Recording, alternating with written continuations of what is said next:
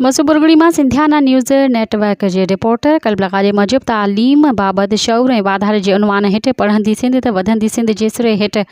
तालका education officer Hyderabad rural की अगवाणी में मसूबुरगढ़ी में रैली कढी वई, जंहिंमें इलाक़े के उस्तादन शागिर्दन इल्मी अदबी शख्सियतुनि ऐं सिविल सोसाइटी के माण्हुनि वॾे अंग में शिरकत कई। रैली ॻोठ मेवो हाजाणो खां निकिती ऐं मसूबुरगढ़ी अल्लाहवारी चौक खां थींदी प्रेस क्लब मसूबुरगढ़ी पहुती,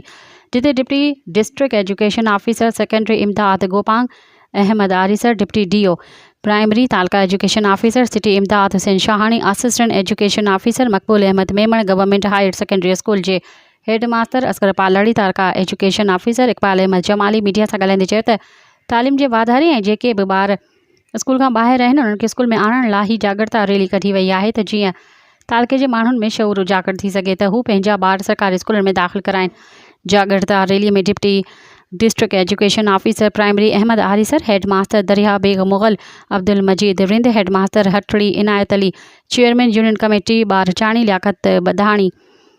वाइस चेयरमैन मसूबुरगढ़ी मंजूर विघियो ऐं ॿियनि पिणु रैली के ख़िताब कयो। असां साईं जो जो पैगाम है पढ़ंदी सिंध वधंदी सिंध हर घर ताईं पहुचायूं, जी हर ॿार रोड रस्तन ते न पर स्कूल में अचे ऐं हर ॿार हर ॻोठ हर माण्हूअ जी जेके आहे फ़र्ज़ हर फ़र्द ताईं इहो ई पैगाम पहुचाइणो हुयो त तव्हां पंहिंजे ॿारनि खे सरकारी स्कूलनि में दाख़िल करायो, पंहिंजे नियाणियुनि खे सरकारी स्कूलनि में दाख़िल कराए इल्म जे नूर सां उन्हनि खे मुनवर कयो। तो असांजो भी जेके आहे इहो ई पैगाम आहे त जिते भी ये आवाज़ असांजो पहुचे उहे महिरबानी करे पंहिंजे ॿारनि खे सरकारी स्कूलनि में दाख़िल करायो। जे हवाले सां इहा जो असां जेको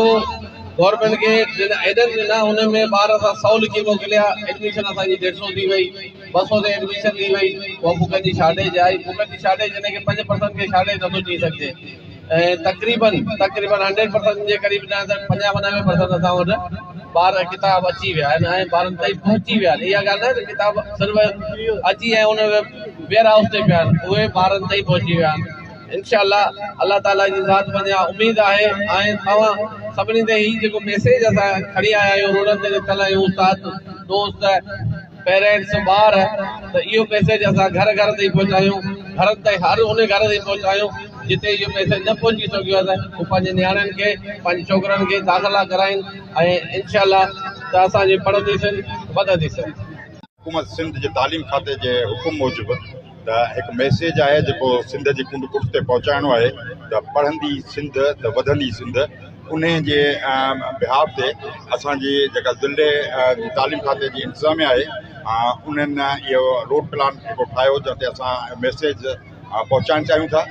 इन लाइ बीट मसूबुरगढ़ी जा जेके उस्ताद आहिनि ऐं साईं इकबाल जमाली तालका एजुकेशन ऑफिसर ऐं हायर सेकेंडरी स्कूल मसूबुरगढ़ी जा जेके प्रिंसिपल सीनियर प्रिंसिपल आहिनि साईं असगर पालारी, मां उन्हनि खे मुबारकबाद थो ॾियां ऐं मूंखे बेइंतिहा ख़ुशी थी आहे त जंहिं सिंध खे असां जाॻाइण लाइ ॿाहिरि निकिता आहियूं उहा सिंध अॻु में ई जाॻे थी पई। जागरूकता रैली में हाजी अब्दुल कादिर सांद, मुमताज़ बुर्दी, गुलाम अली गाहो, इकबाल लगारी, सरदार शाह, मुमताज़ सांद, इमदाद लुंड, जहांगीर लाशारी, इम्तियाज़ खासकेली, गुल हसन लगारी,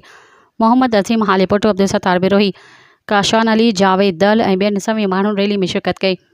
जॾहिं त फोकल पर्सन मोहम्मद जुमन मल्हा आख़िर में सभिनी आयल महिमाननि जा थोरा मञिया, जिन हिन जागरूकता रैली में भरपूर शिरकत करे हिन रैली खे कामयाब बनायो।